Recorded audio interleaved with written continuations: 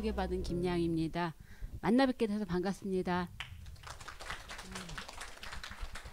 아까 이제 너무 좋게 말씀을 해주셨는데 경제, 외교, 안보를 다 아우른다라고 하는데 이제 실체를 얘기하면은 이도 저도 아닌 상태에서 선무당이 사람 잡을 수 있는 까딱하면은 그런 위험성을 다분히 갖고 있는 위험 인물입니다.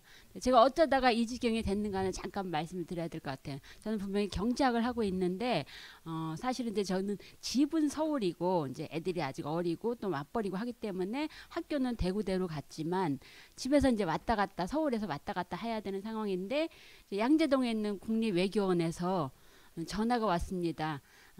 여기는 주로 외교안보 하는 데인데 너 혹시 오지 않을래? 내가 거길 왜 가야 되지? 나는 외교안보 하는 사람이 아닌데 했는데 조금 사심이 생겼어요. 그때 둘째가 이제 그 곧 수능을 앞두고 있었고 사실은 학교 가서 연구하다가 이제 학생들 가르치는 게 조금은 좀 힘이 들고 조금은 연구를 좀 해보고 싶다라는 생각이 들 때쯤이라서 거기 가면 3년 동안 일단 강의 안 해도 되겠지? 그 다음에 이제 딸 조금 옆에서 좀 챙겨줄 수 있겠지? 하는 생각으로 갔어요. 갔는데 이게 웬 운명의 장난인지 가서 아직은 구내식당 밥이 맛있다고 느껴질 때였는데 갑자기 이제 일본이 한국에 대해서 뭘 했죠? 2019년 6월 제가 24일 날 갔는데 딱 일주일 지나서 한국에다가 수출 통제를 딱 걸었습니다. 근데 제가 실은 일본에서 공부를 했고 명색이 일본 전문가이거든요. 안 할 수가 없는 거예요, 그 문제를. 근데 이거를 하다 보니까 이게 단순한 경제가 아닌 거예요. 그 뒤에는 역사가 있고 외교 안보가 있고 두 나라 간의 그 지난한 지긋지긋한 역사 전쟁이 있고 해서 하다 보니까 샌프란시스코 강화조약까지 들여다봐야 되고 하는 상황이 한 1년 동안 정신없이 지나갔습니다. 그래서 이제는 조금 쉴만할까 했는데 뭐가 터졌죠? 코로나가 터진 거예요. 또 코로나가 터지면서 이 코로나가 단순한 보건위기로 끝나는 게 아니라 이 코로나를 계기로 미중 전략경쟁, 미중 무역분쟁이 아니라 미중 패권 경쟁이 더 심화되고 그러면서 이제 조금 정신을 좀 차릴까? 이제 조금 쉴 수 있을까? 하는데 그 다음에 뭐가 터졌죠? 러시아 우크라이나 전쟁. 러시아 우크라이나 전쟁을 딱 첫날 2월 24일 날 전쟁이 터졌다라는 얘기를 들었을 때 정말로 제 느낌 어땠냐면은 커다란 둔탁한 망치로 뒤통수를 세게 얻어 맞은 느낌이었습니다. 무슨 느낌이었냐면은 세상이 바뀌는구나. 바뀌겠구나. 그러면서 경제학은 이제 뭘 하지?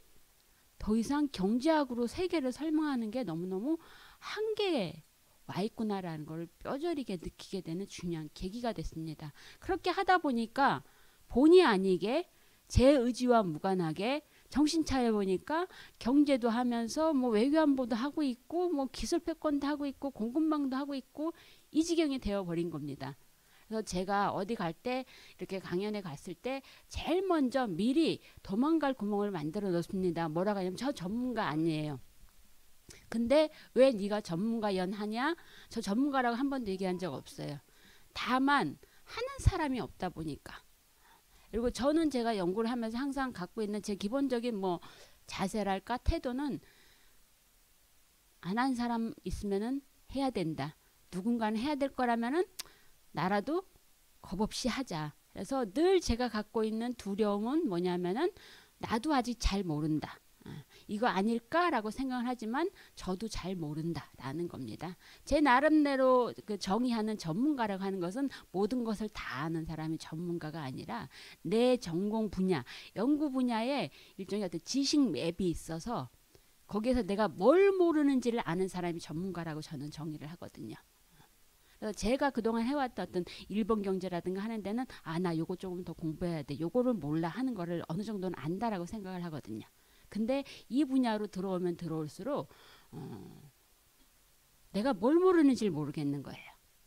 그래서 저 전문가 아닙니다.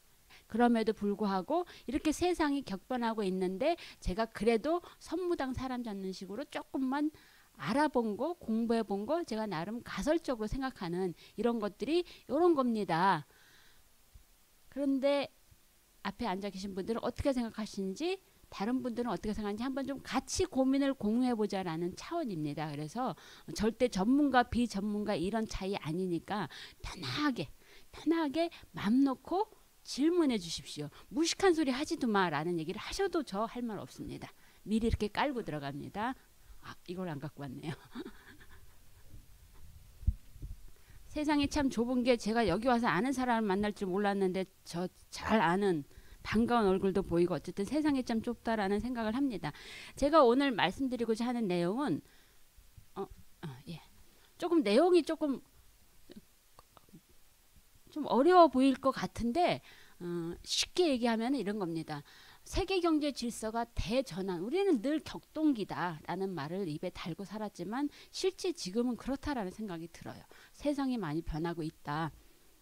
그러면은 지금 제가 생각했을 때 가장 중요한 것은 뭘 해야 돼가 아니라 지금이 뭐야?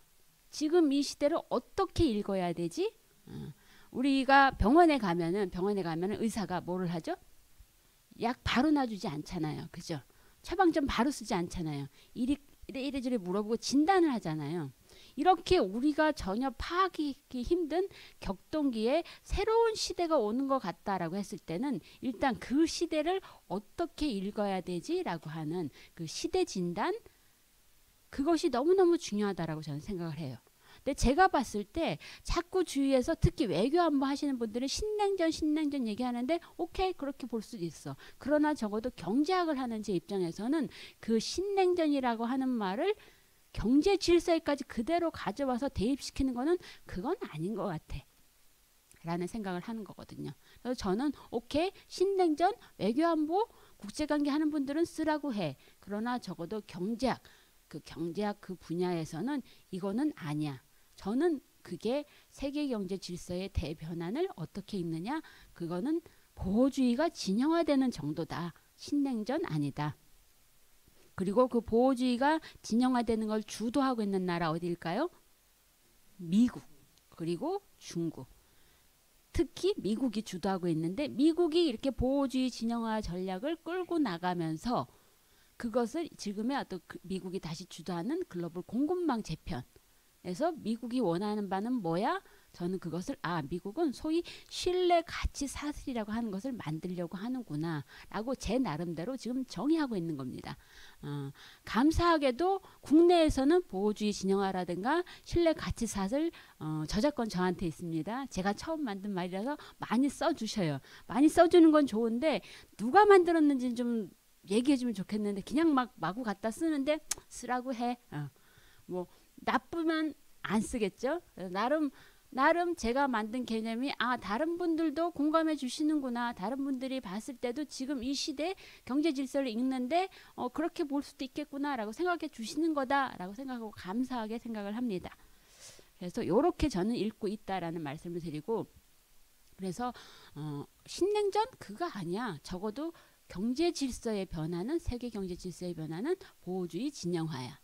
그래서 이 보호주의 진영화라고 하는 것들이 미국이 주도하는 글로벌 공급망 재편에서는 신뢰 가치 사슬이라고 하는 것들로 나타난다 라고 말씀드리고 싶고요.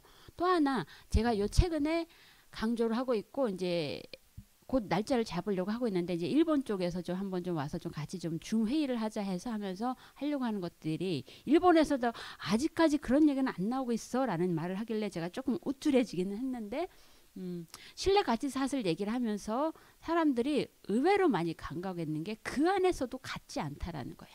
우리 많이 얘기 들으셨을 거예요. 반도체 얘기는, 그리고 전기차 배터리 얘기 많이 들으셨을 텐데, 그 안에서 신뢰 가치 사슬 줄여서 TBC라고 하는데 그 안에서도 다 똑같은 게 아니다. 저는 계속 반복해서 제가 강조하는 바는 뭐냐면은 세상 그렇게 단순하지 않아. 세상은 무지 복잡하고 현실은 무지 복잡하고 어렵고 꼬여있고 입체적이야. 근데 그걸 갖다가 자꾸 특히 학자들은 내지는 정치자가들은 자꾸 말하기 쉽게 단순화시켜버려요. 그러면 현실이 왜곡이 돼요. 그러면 진단이 틀려버리는 거죠.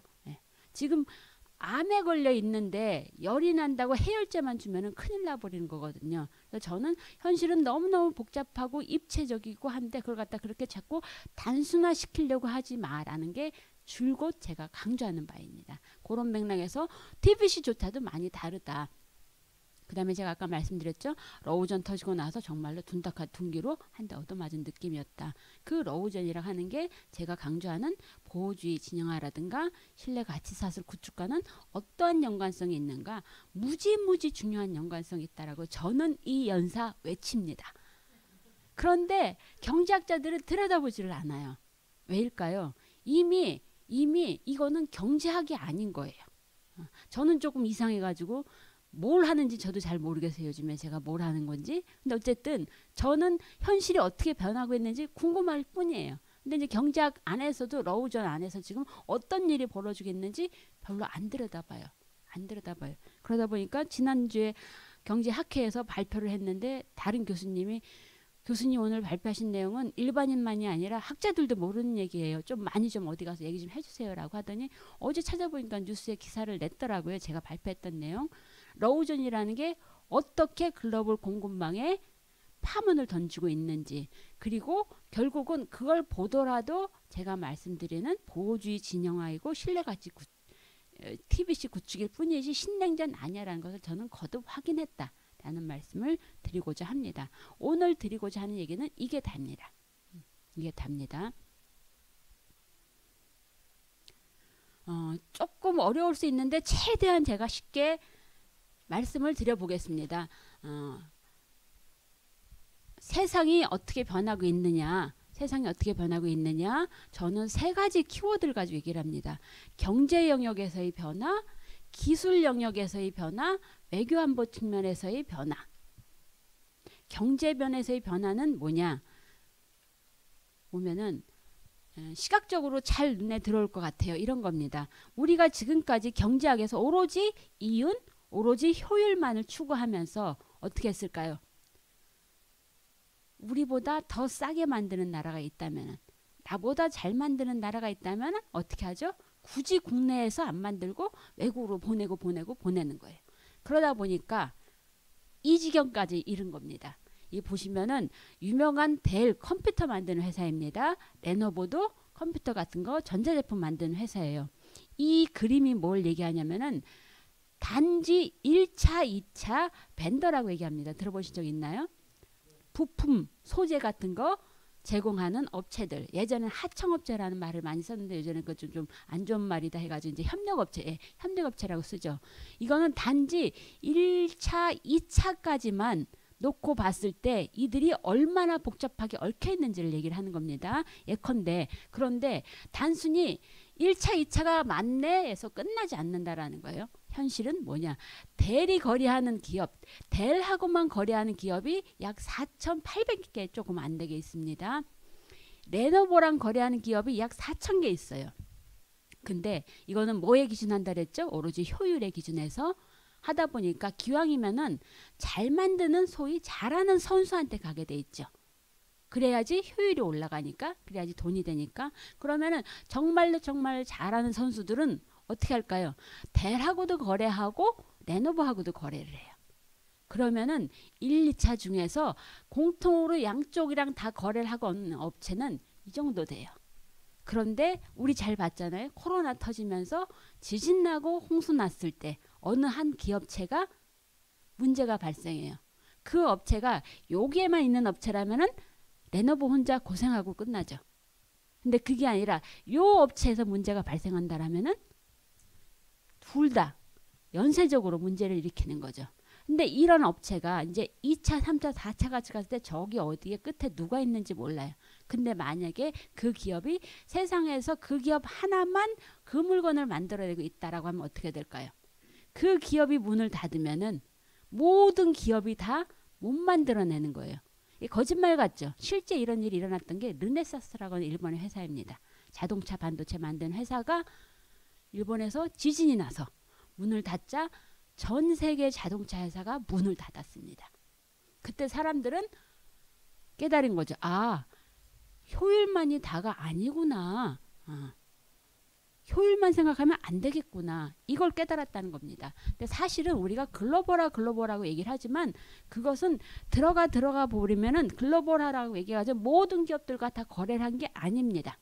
실은 잘하는 기업만 찾아서 가다 보니까 지리적으로 지역적으로 몇 개 기업에 편중되어 있는 거예요. 그 기업이 아까처럼 르네사스처럼 뭐 잘못하면은 쭈루룩 연쇄적으로 문제가 되는 이것을 코로나 때 너무 절실히 느꼈다라는 겁니다. 그게 바로 아까 얘기했던 이런 측면인 겁니다. 예. 제가 아까 말씀드린 게 이런 겁니다. 자, 또 하나는 기술의 형질 전환. 저는 기술이 발달했다라고 얘기하지 않습니다. 기술의 형질이 전환된다라고 얘기합니다. 자, 우리가 맨날 듣는 반도체. 왜 반도체가 문제가 될까요? 왜 반도체가 문제가 될까요? 우리가 지금 사실 현재 일어나고 있는 것들이 되게 생소하고 세상에 이런 일이라고 하지만 좀 더 긴 시간을 놓고 봤을 때는 그렇게 새롭지 않은 면도 있어요. 뭐냐, 패권이라고 하는 거. 그 패권이라고 하는 것들은 늘 흥망성쇠의 사이클을 그려왔습니다. 미국이 날 때부터 모태 패권 국가는 결코 아닌 거예요. 그죠?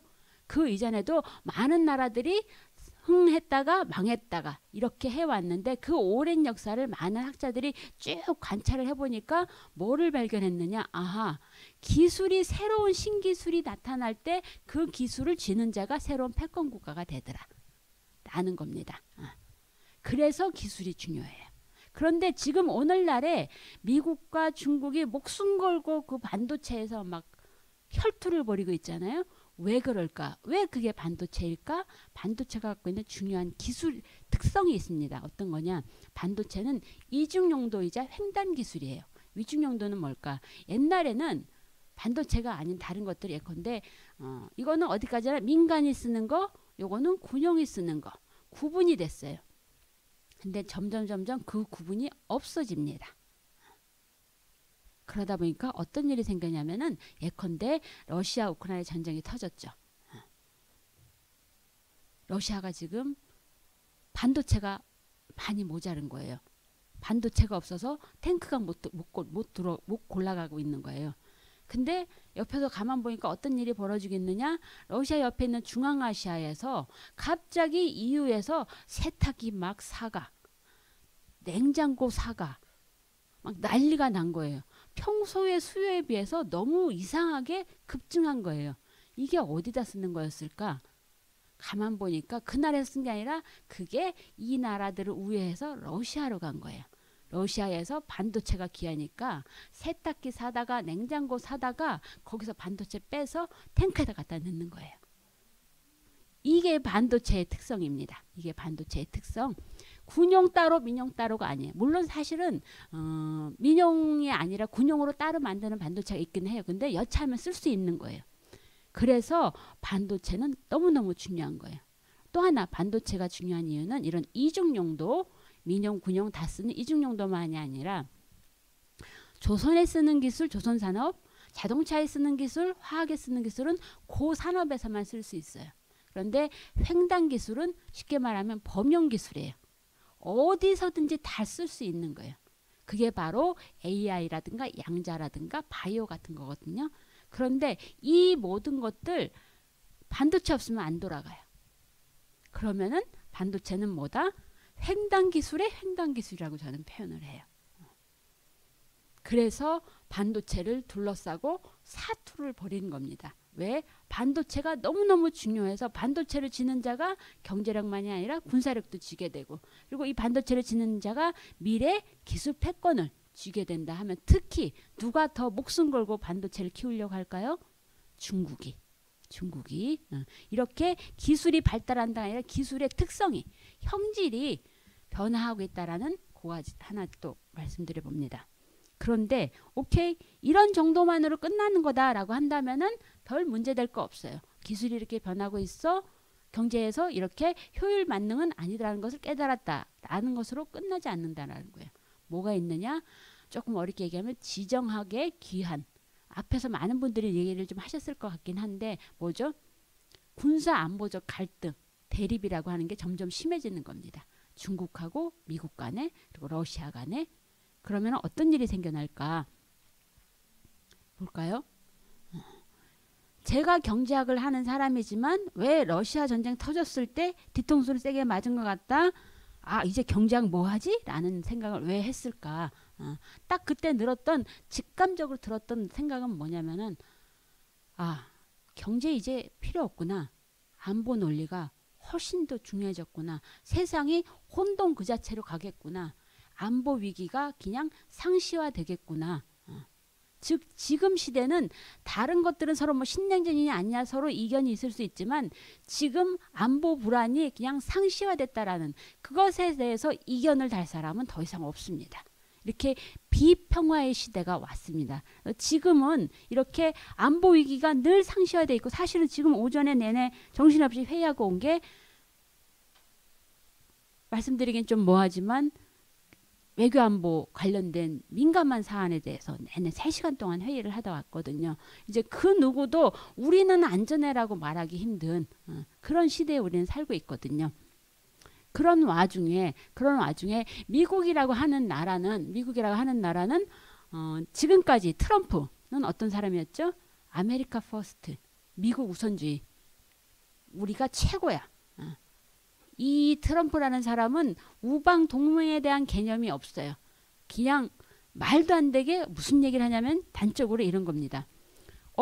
한국, EU, 일본이 미국에 철강을 마구 수출하고 있네. 그래서 우리 국내 철강업체가 피해를 보고 있네. 이걸 뭐라고 했냐면 우리의 안보를 위협한다 라고 하면서 철강에다 무려 25% 관세를 부과를 해요. 그러면은 한국이나 일본이나 EU가 뭐라고 얘기할까요? 아니 형님, 우리 군사동맹 아닙니까? 이유는 뭐라고 얘기할까요? 우리 나토에 같이 들어있는데 내가 당신의 안보를 위협한다고? 말이 돼? 근데 그러면서 고관세를 부과하겠다고 해요. 그러나 바이든이라는 사람은 아주 오랫동안 외교 일을 해왔던 사람이라서 외교의 베테랑이에요. 나름 트럼프를 보면서 배운 겁니다. 아, 저래가지고는 안 되겠구나. 그러면서 동맹을 찾고 우방을 찾습니다. 왜일까?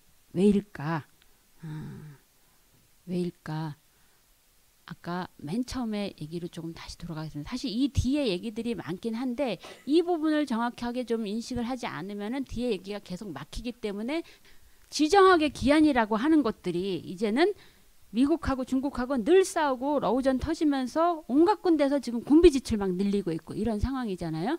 그리고 안보 위기가 아주 일상화되어 있고 그러면은 어떤 문제가 발생하느냐. 아까 제가 말씀드렸던 경제학에서 이런 변화, 기술에서 이런 변화가 요 지정학의 기한이라고 하는 것과 만나지면은 이제는 기술이 단순한 기술의 문제가 아닌 거예요.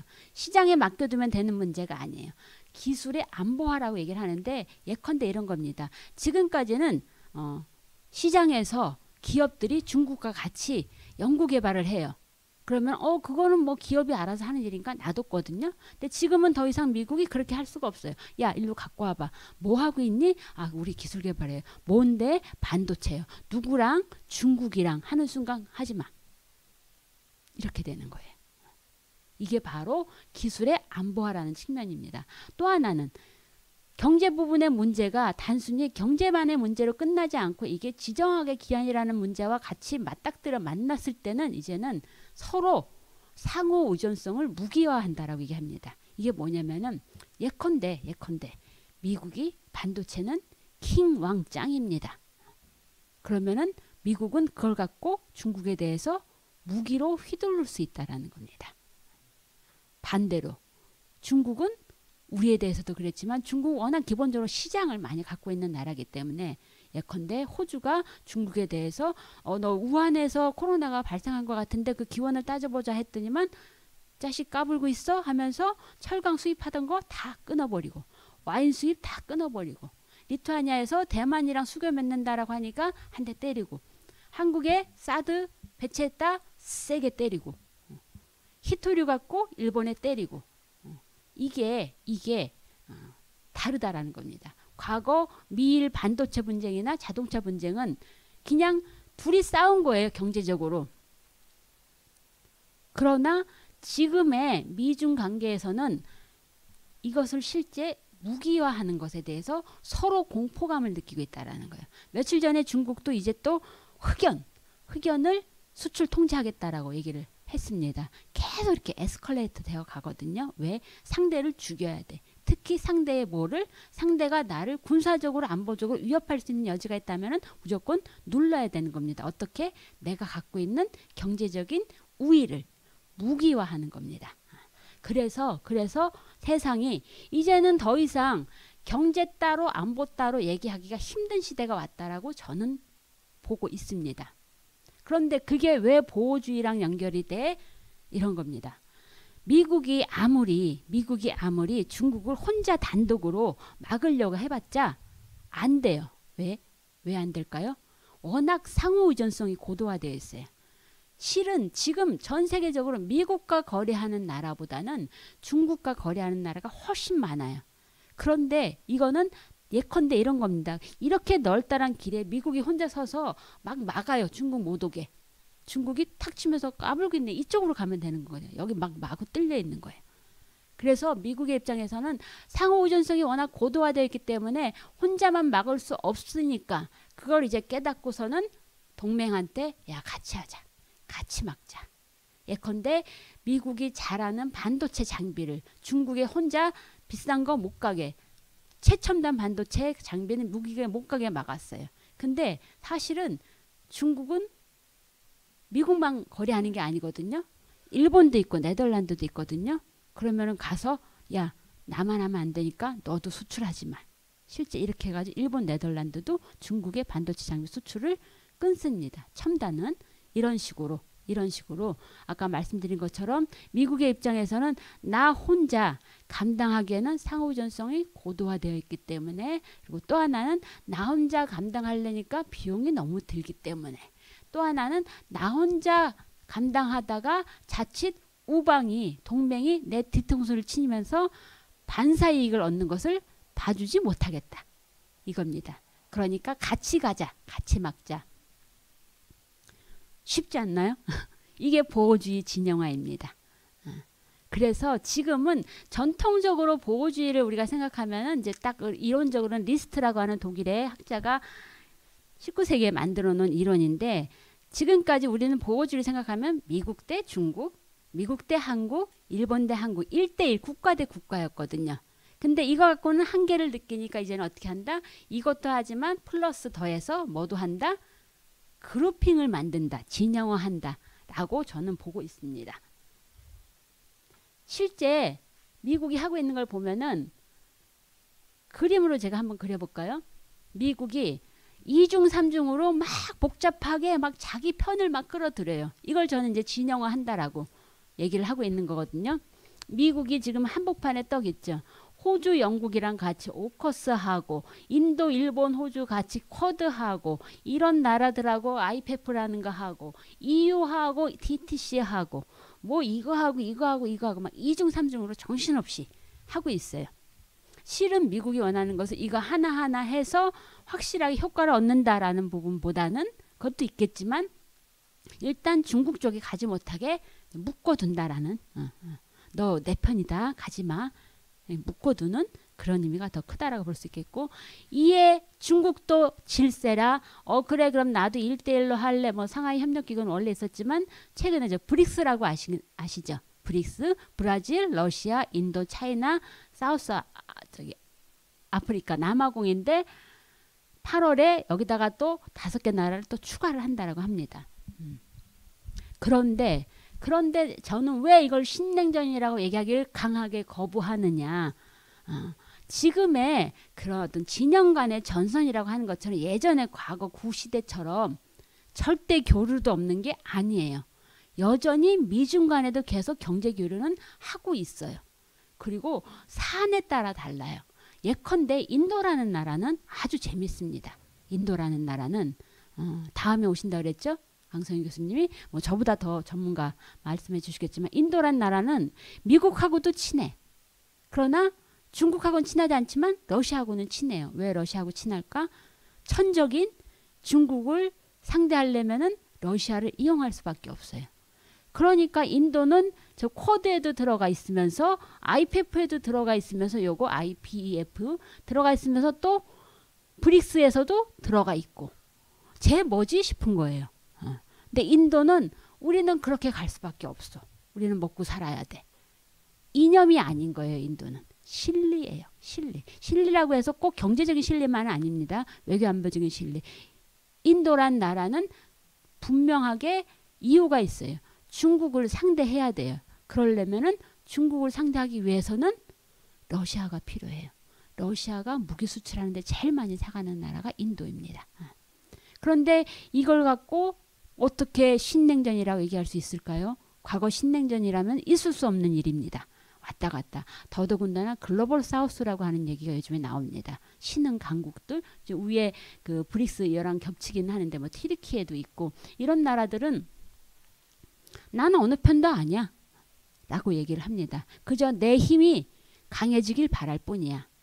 즉 전선이 사안에 따라서 움직이고 사랑은 움직이는 거야라는 옛날 그 광고 카피가 있는데 전선은 움직이는 거야. 그리고 글로벌 사우스라고 하는 회색지대도 존재하는데 이걸 갖고 옛날처럼 이렇게 신냉전이라고 오케이 신냉전적인 질서는 분명히 있습니다. 계속 안보적으로 대립하고 갈등이 심화되는 건 맞는데 그렇다고 그걸 그대로 경제 쪽에다가 대입시키면 안 된다라는 게 제 주장인 겁니다. 자 그러면은 미국이 얘기하는 그런 어떤 신냉전이 아닌 보호주의 진영화라고 하는 것들이 구체적으로 미국이 주도하는 글로벌 공급망 재편에서는 어떻게 나타나고 있는가 그것을 저는 이제 TBC라는 말로 설명을 합니다. 이게 뭐냐면은 미국은 지금 이것도 착각하면 안 되는 게 이 책은 이제 그래서 디커플링 얘기하다 디리스킹이라는 말로 바뀌긴 했는데 애초부터 미국은 모든 것에서 중국이랑 갈라질 생각은 1도 하지 않았습니다. 왜? 안 되는 거 알고 불필요한 걸 알기 때문에 어떤 것만 아까 말씀드린 이중용도 횡단기술 일부에 한해서만 중국을 쏙 빼내고 그 빈자리를 뭘로 메꾸려고 한다? 내가 신뢰할 수 있는 지극히 미국 기준에서 신뢰할 수 있는 우방 동맹으로 채우겠다. 왜? 안보적으로 중요하기 때문에. 왜? 경제력으로 중국을 눌러야 되고 중국이 더 크게 하면 안 되기 때문에 중국이 못하는 부분은 다 빼겠다. 이런 겁니다. 중국이 못하는 부분이 아니라 중국이 크면 안 되는 부분을 다 중국을 제압하겠다라는 겁니다. 그래서 바이든이 대통령 되자마자 처음에 2021년 되자마자 딱 명령을 내립니다. 행정명령을. 야 100일 시간 줄 테니까 레포트 가져와. 뭐에 대해서? 우리가 지금 핵심 품목 얼마나 중국한테 의존하고 있는지 알려줘. 해가지고 100일 동안 차라락 레포트를 가져갑니다. 그 내용이 뭐냐면은 대통령 날이 최소한 반도체 대용량 배터리, 핵심 광물, 의약품 요거는 중국한테 의존하면 안 됩니다. 왜? 이게 뭘까요? 바로 이중용도 횡단 기술이기 때문에.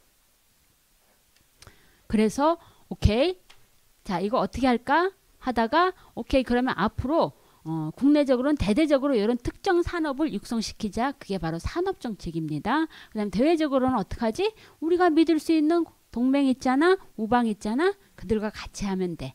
왜 그들과 같이 해야 된다? 뭐를 표면에 내세운다? 가치를 공유하는 나라.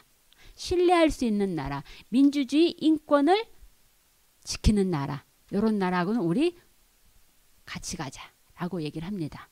그런데 한국에서 잘 모르는 부분이 요 4개로 끝났는 줄 알아요. 그게 아닙니다. 그 후에 다시 이제 1년 뒤에는 요건 중간 보고서고 1년 뒤에 최종본이 나오면서 또 6개가 또 추가가 됩니다. 그래서 최소 10개에서 지금 미국은 이렇게 중국을 떼어내겠다라고 얘기를 합니다. 근데 제가 지난 달인가 호주에 출장을 갔다가 마침 거기서 마이클 그린이라고 백악관에서 그 4명의 대통령을 모신 사람이 있어서 좀 물어봤습니다. 미국 좀 너무하는 거 아니냐. 어떻게 저 10개를 다 하겠다고 하느냐. 저게 가능한 얘기라고 생각하냐 그랬더니 한국 너무 민감하게 반응한 것 같다. 그런 거 아니다. 4개 정도 하고 나머지는 살살 하거나 별로 안 할 거다. 걱정 안 해도 된다. 라고 얘기를 합니다.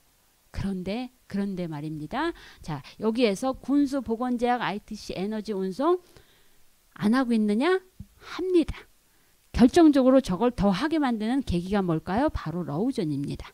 러우전이 딱 터지면서 특히 군수는 그전에도 그랬지만 더 철저하게 이제 갈라섭니다. 그 다음에 에너지. 이미 러시아에서 많이 독립하려고 하고 있죠. 운송 농식품까지는 아직 얘기가 안 나오고 있고 이런 상황입니다. 이랬을 때 TBC라고 하는 게 제가 봤을 때는 우리가 일반적으로 얘기하는 신뢰, 어떤 보편타당한 신뢰라기보다는 지극히 미국 기준에서 상당히 좀 주관적이고 자의적이기도 합니다. 그래서 미국이 민주주의 국가와 함께 해야 된다고 하지만 과연 인도가 민주주의 국가 맞나? 과연 필리핀이 민주주의 인권 지키는 나라 맞나? 아니거든요. 그러나 이제 자국의 필요에 의해서 좀 다분히 좀 주관적으로 그런 기준을 만들어내는 부분이 있다. 그리고 아까 말씀드린 그 보호주의 진영하는 뭐 CCT 이런 것들이 다 어떤 의미에서는 또 TBC이기도 하다. 이거는 여기서 여러 가지 품목을 같이 포괄적으로 다룬다 한다면은 요거는 반도체만, 요거는 핵심 광물만 이런 식으로 말씀드릴 수도 있겠습니다. 시간이 얼마 남았죠?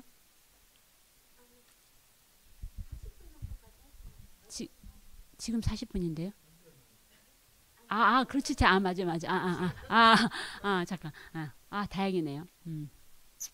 요런 표를 보여드리면 조금 실감이 날 것 같습니다. 세상이 지금 어떻게 바뀌고 있는지.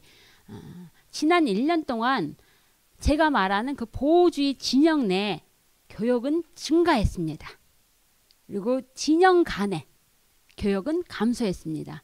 단적으로 EU하고 우크라이나 쭉 올라갔죠. 그 다음에 러시아하고 벨라루스 같은 편 쭉 올라가고 이런 식으로. 그러나 반면에 EU와 러시아 교역 감소하고 중국 대만 감소하고 이런 식으로. 그러니까 여기는 보면은 진영 간의 그동안에 교역했던 게 이제는 많이 줄어들고 진영 내의 교역이 늘어나는 부분이 있다라는 겁니다. 하지만 이것만 갖고 얘기하면 좀 조심해야 되는 게 안으로 들어가 보면 또 품목 간에는 또 많이 다릅니다. 예컨대 이런 것들을 좀 참고로 말씀드릴 수 있겠다 싶고 그 다음에 자 점점 제가 이제 설명하기가 아주 설명을 잘 해야 되는데 이제 산업정책이란 말이 나오는데 산업정책은 쉽게 얘기하면 이런 겁니다. 사실은 정부가 특정 산업을 딱 지정해서 그걸 육성한다라는 건 되게 리스크예요. 위험천만해요. 잘하면 다행이지만 망치면은 엄청난 손해거든요. 그래서 미국은 아주 오래전부터 그런 건 경제학적으로 비효율적이야. 안 하는 게 맞아라는 얘기를 계속 강조해왔는데 웬걸 한국이나 일본, 대만, 중국 같은 동아시아의 나라들은 이거를 엄청나게 많이 썼어요. 그럴 때마다 미국은 욕을 했습니다. 니네 나빠. 그런 식으로 정부가 특정 산업을 지원을 해주면 불공정하잖아. 근데 실제 그렇게 해서 한국이나 일본 같은 나라 자동차 컸고 반도체 컸고 이런 식이었습니다. 그걸 맨날 욕해왔던 미국이 이제는 내 코가 석자다. 나도 좀 해야 되겠다. 로 바뀝니다. 왜일까요? 아까 4대 핵심 품목 반도체, 대용량 배터리, 바이오, 핵심 광물 보니까 다들 이렇게 해가지고 우리 경쟁국이 컸는데 우리는 산업정책 나빠 하고 손 놓고 있는 사이에 우리는 이 지경이 됐다. 이제 우리도 먹고 살아야 되겠다. 라는 얘기를 하는 겁니다. 그런데 우리가 착각하면 안 되는 게 미국이 산업정책을 통해서 반도체를 모든 것을 다 키우겠다라는 얘기는 전혀 안 합니다. 반도체는 미국이 종주국입니다. 미국은 반도체에서 뭐만 못하냐? 제조만 빼고 다른 거 다 잘합니다. 그런데 코로나를 겪으면서 제조라고 하는 게 얼마나 중요한지를 깨달은 겁니다. 왜냐하면은 그 이전에는 미국은 제조는 부가가치가 낮으니까 그건 아까 그 델 보셨죠? 레노버 보셨죠? 부가가치가 낮은 거는 그냥 저임금 국가에다가 맡기면 돼. 그게 효율에 기반해서 잘하는 거라고 생각했는데 코로나 딱 터지니까 아니 그거 우리 별로 남는 것도 없어서 안 만들었던 인공호흡기 아예 국내에서 찾아볼 수 없었던 마스크 그게 없어서 사람이 죽어나가는 거예요. 그걸 보면서 제조업이 얼마나 중요한지 처절하게 깨닫기 시작을 했고 또 그 후에 반도체도 보면서 반도체는 제조 부분이 부가가치가 낮으니까 이거는 그냥 아웃소싱 하면 돼. 일본이 만들거나 한국이 만들거나 했는데 결정적으로 이제 이렇게 반도체가 중요한 시대가 되면서 보니까 아무리 R&D 많이 하고 아무리 첨단 기술 좋아도 구체적인 물건으로 내 눈앞에 있지 않는 한 무용지물인 거거든요. 그런 면에서는 제조업이 얼마나 중요한지 처절하게 깨달으면서 미국이 산업정책을 통해서 하려는 것은 딱 하나로 관통합니다. 제조업을 국내로 다시 불러들여야 된다. 특히 반도체. 그것입니다. 그래서 반도체, 대용량 배터리, 핵심 광물, 의약품 이런 데서 이런 것들을 국내에서 만약에 대비해서 국내에서 만들자라는 겁니다. 근데 여기서 잠시 우리가 국뽕에 취해도 됩니다. 잠시 뭘까요? 미국이 4대 핵심 품목을 얘기합니다. 4개를. 근데 이 중에 아예 해당 사항 없는 핵심 광물 빼고 이 3개를 다 미국과 손잡고 제조 분야에서 협력을 할 수 있는 지구상의 유일한 나라 대한민국입니다. 한국은 상대적으로 제조업이 강해요. 지금 근데 문제는 뭐냐? 제조업의 기반이 많이 침하되고 있어요. 심각하게. 일할 사람이 없고 고령화 문제도 있고. 그런데 어쨌든 미국 입장에서 반도체도 대용량도 핵심 광물이 아예 광물이 없으니까 의약품도 한국이란 나라가 제조를 잘하기 때문에 간지 손잡고 할 수 있는 나라라고 하는 것은 우리 입장에서 봤을 때는 아주 중요한 전략적인 자산이 되기도 하는 겁니다. 이 부분 우리가 잘 활용을 해야 되는 거죠. 어쨌든 미국은 제조를 키우려고 하는 거다. 첨단 제조업을 아주 중시하고 있습니다. 미국이 지금 그런 걸 위해서 산업정책을 대대적으로 쓴다라는 거죠. 자, 그 중에 가장 중요하게 생각하는 반도체 한번 볼까요? 미국이 거금을 들여서 이제 반도체를 키우겠다고 하는데 다른 거 아닙니다. 보시면은 570억 달러인데 잘못 썼네. 제조 관련된 인력 개발, 반도체 생산 다 이런 것들입니다. 그래서 국내에다가 제조를 빨리 불러오겠다. 그래서 어떻게 하죠? 한국 이것도 되게 낯선 광경인데 저는 그것도 되게 전혀 다른 시대가 왔구나라는 걸 실감했는데 지금까지 미국 대통령이 다른 나라 기업을 백악관에 불러들여서 무슨 얘기를 한 적은 없었어요. 그런데 바이든 대통령이 한국의 SK도와 삼성도와 현대자동차도와 해가지고 백악관에 불러놓고 우리나라에 투자해 라고 설득이라고 하지만 설득이라고 써놓고 강요라고 협박이라고 읽을 수도 있는 거죠. 안 해도 될까요? 그렇게 하는데 안 하기가 쉽지가 않죠. 직접 대통령이 외국 기업을 불러다가 백악관에다 불러놓고 그 반도체 웨이퍼 흔들면서 이게 얼마나 중요한지 아냐 하면서 이거를 미국에서 만들게 하겠다. 그걸 위해서 대대적으로 돈을 투자를 합니다. 왜 그럴까요? 다른 건 다 잘하는데 그것만 못하니까 그것을 한국이나 일본, 대만 같은 나라와 같이 하겠다. 왜? 이 나라들은 외교안보적으로 신뢰할 수 있는 나라이기 때문에 이게 바로 제가 말씀드리는 신뢰 가치 사슬을 만들겠다라고 하는 겁니다. 그전에는 글로벌 밸류체인, 글로벌 가치 사슬에서 중국도 있고 했는데 이제는 중국은 못 믿겠어. 중국은 빼놓고 너는 빠져. 그리고 이제 한국이랑 할래, 대만이랑 할래. 근데 여기서 우리가 또한 아주 주의해서 봐야 되는 게 미국은 반도체를 우리가 중국에 너무 많이 의존하고 있네? 에서 끝나지 않습니다. 보고서에는 어떻게 되어 있느냐? 미국이란 나라가 지금 동아시아의 동맹과 경쟁국들한테 반도체 생산을 너무 많이 의존하고 있다. 이렇게 표현을 합니다. 이 말은 지금 당장은 아쉬워서 한국을 부르고 대만 업체를 부르지만 궁극적으로 미국이 원하는 거는 얘네가 없이도 미국 단독으로 생산을 할 수 있을 때까지만 이용을 하겠다라는 겁니다.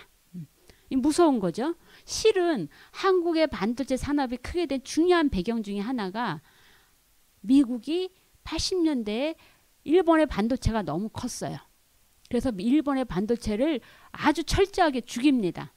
그러면서 일본을 죽이기 위해서 한국을 키워줍니다. 반사이익을 톡톡히 본 게 실은 한국의 반도체입니다. 그런데 이제 지금은 바뀌었어요. 한국이 너무 컸어. 한때 일본의 반도체 생산 비중은 전 세계 시장의 50%였거든요. 지금 10%밖에 안 돼요. 일본이 지금 기를 쓰고 일본 국내에서도 반도체를 생산을 하겠다고 합니다. 그거를 누가 도와주고 있느냐? 이제 미국이 도와주고 있습니다. 그래서 세상이 이렇다라는 것들을 정확하게 인식할 필요가 있습니다. 반도체가 이렇게 하고 있습니다. 근데 반도체는 여기에서 끝나는 게 아닙니다. 오케이, TSMC 대만에서 와, 한국 삼성 와, 오케이, 돈 줄게, 지원해 줄게. 단 세상에 공짜는 없습니다. 뭘 요구할까요? 돈 주는 대신에 너네 중국에 가서 지금 생산하고 있지? 거기서 생산 늘리지 마. 거기 첨단 제품 가서 만들지 마. 조건을 내거는 겁니다. 근데 지금 한국의 SK하이닉스, 삼성전자 다 중국에서 생산하고 있거든요. 특히 SK하이닉스는 반도체, 메모리, 낸드 플래시 다 하고 있어요. 삼성은 낸드만 하고 있는데 이런 상황인데 이거 하지 말라는 거예요. 돈 줄 테니까.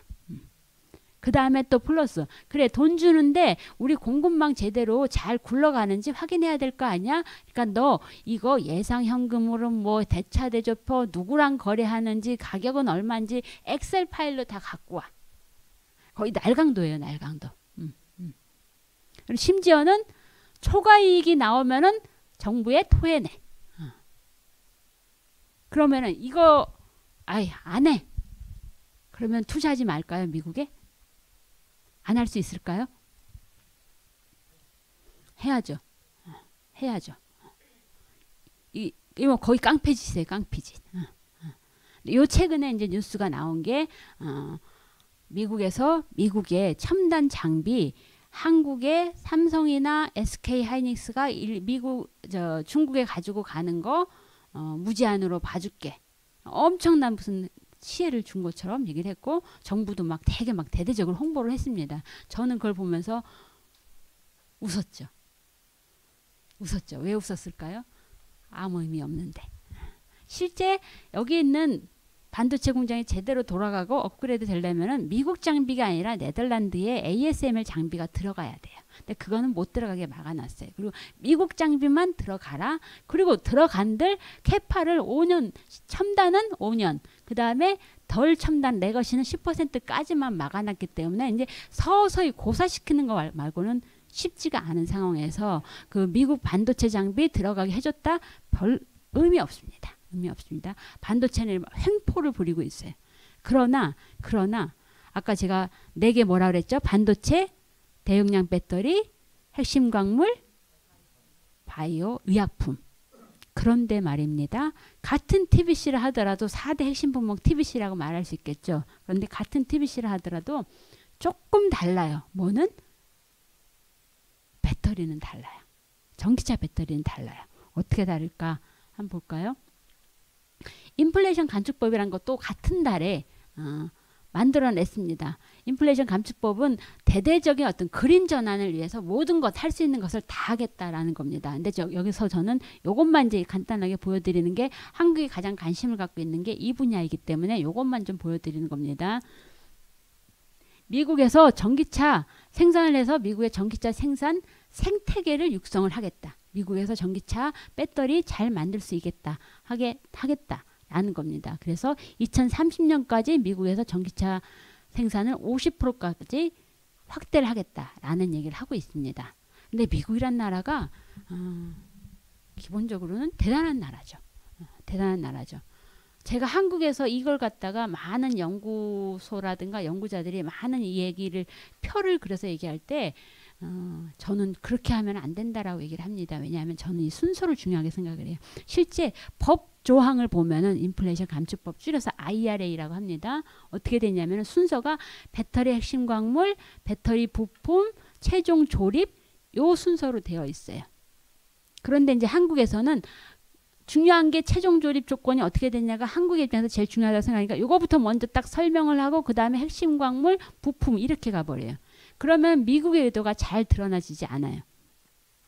왜 법조항은 이 순서대로 되어 있느냐? 미국은 배터리를 만드는데 소위 그 맨 위에 업스트림부터 다운스트림까지 배터리를 만드는 전기차를 만드는 데 필요한 모든 그 원료, 소재, 중간 부품, 완성자까지 그 사이사이에 관문을 하나하나씩 만들어서 철저하게 자기 완결적인 국내 전기차 생산 생태계를 만들겠다라는 겁니다. 그래서 자, 배터리 핵심 강물 요 조건 충족하면은 3,750달러 혜택 줄게.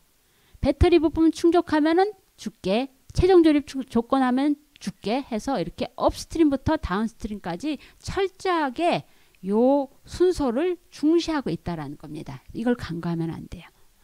그런데 아까 반도체와 다른 중요한 차이점을 우리가 발견을 해야 됩니다. 뭐냐? 반도체에서는 모든 것들을 미국 내에서 하겠다라고 해요. TSMC 미국에서 하든가 캐나다에서도 좋아. 삼성전자 멕시코 가서 해도 좋아라는 얘기는 있을 수 없는 얘기예요. 반도체는. 그런데 배터리는 뭐라고 얘기하느냐. 배터리 핵심 강물은 북미도 아닙니다. 미국 아니면 미국이 FTA 체결한 어떤 나라에서 해도 좋아. 배터리 부품은 북미입니다. 북미. 최종 자동차 조립 북미입니다. 그 어디에도 미국에서만 해야 된다라는 얘기는 없어요. 왜일까요? 60초 후에 공개합니다. 그 다음에 또 하나 중요한 거. 실은 제가 북미에서라고 얘기를 했지만 미국이 또 장난을 쳐놓은 게 있어요. 여기 제가 간단하게 30조 D, 30D조, 45X조라고 했는데 법은 이렇게 해놨어요. 북미에서 하면 돼. 하지만 실은 또 하나 잘 안 보이게 어디다 걸어놓은 게 있어요. 그거는 뭐다? 하지만 첨단 제품을 미국에서 만들면 또 보조금 줄게. 이거예요. 그렇기 때문에 가급적 그것까지 얻어가려면은 북미에서 하면 이거 다 받아요. 근데 그것까지 얻어가려면은 어디로 가야 되겠죠? 당연히 미국 안으로 들어가야 되겠죠? 이렇게 해놨습니다. 이게 한국에서 잘 안 알려져 있어요. 그런데 말입니다. 아까 왜 미국은 반도체와 달리 북미로 했을까? 실은 배터리는 반도체와 달리 미국의 경쟁력이 형편없이 낮습니다. 거의 없다고 보시면 돼요. 배터리는 거의 꽝입니다. 그러다 보니까 아까 봤죠? 반도체에서 얼마나 횡포를 부리는지 막 갑질을 하잖아요. 그게 없어요. 배터리는. 배터리는 어떤 식이냐? 배터리에서 한국이랑 EU랑 일본이 막 난리가 났어요. 예컨대 아까 보면은 말도 안 되는 거예요. 미국 혹은 미 FTA 체결국 내에서 핵심 강물을 가져와야만 된다라고 했는데 어라? 정신 차려 보니까 미국은 EU랑 FTA를 안 했어요. 미국은 일본이랑 FTA를 안 했어요.